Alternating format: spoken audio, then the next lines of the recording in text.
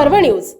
आरंभ एका नव्या पर्वाचा। कोपरगाव शहर हद्दीतील रामवाडी परिसरात काल 1 मार्च रोजी रात्री घडलेल्या खून प्रकरणाने परिसरात खळबळ उडाली।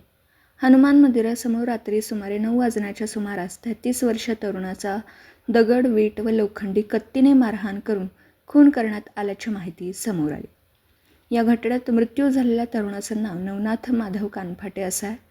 या प्रकरणी मयताचा भाऊ समाधान माधव कानफाटे यांनी दिलेल्या फिर्यादीवरून गुन्हा दाखल करण्यात आला। फिर्यादीत नमूद केल्याप्रमाणे मयत नवनाथ यांचा आरोपीच्या बहिणीसोबत प्रेमसंबंध होते। याच कारणावरून आरोपींकडून त्याला यापूर्वीही धमकावण्यात आलं होतं असा आरोप करण्यात आला। दरम्यान काल रात्री सुमारे 9 वाजण्याच्या सुमारास नवनाथ याला फोन करून हनुमान मंदिरासमोर बोलवण्यात आलं। तू आमच्या बहिणीच्या गावाला का जातोस या कारणाचा राग मनात धरून आरोपींनी आधीच कट रचल्याचं फिर्यादीत म्हटलं।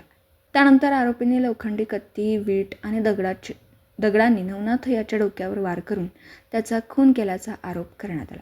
या प्रकरणातील आरोपी नामे करण सुदान मोरे, संजय सुदाम मोरे, समाधान कचरू पोटे सर्व राहणार रामवाडी तसेच रोहित दयानंद पवार राहणार वारी अशी असून पोलिसांनी 4ही आरोपींना अटक केली। घटनेची माहिती मिळताच उपविभागीय पोलीस अधीक्षक अमोल भारती तसेच पोलीस निरीक्षक रामकृष्ण कुंभार यांच्या मार्गदर्शनाखाली पोलिसांचं पथक तात्काळ घटनास्थळी दाखल झालं। घटनास्थळाची पाहणी करण्यात आली असून अधिक तपासासाठी फॉरेन्सिक पथकालाही बोलवण्यात आलं। या घटनेनंतर शहर पोलिसांनी वेगाने तपास सुरू करून अवघ्या काही तासात 4ही आरोपींना अटक केली। पुढील तपास कोपरगाव शहर पोलीस करीत आहेत।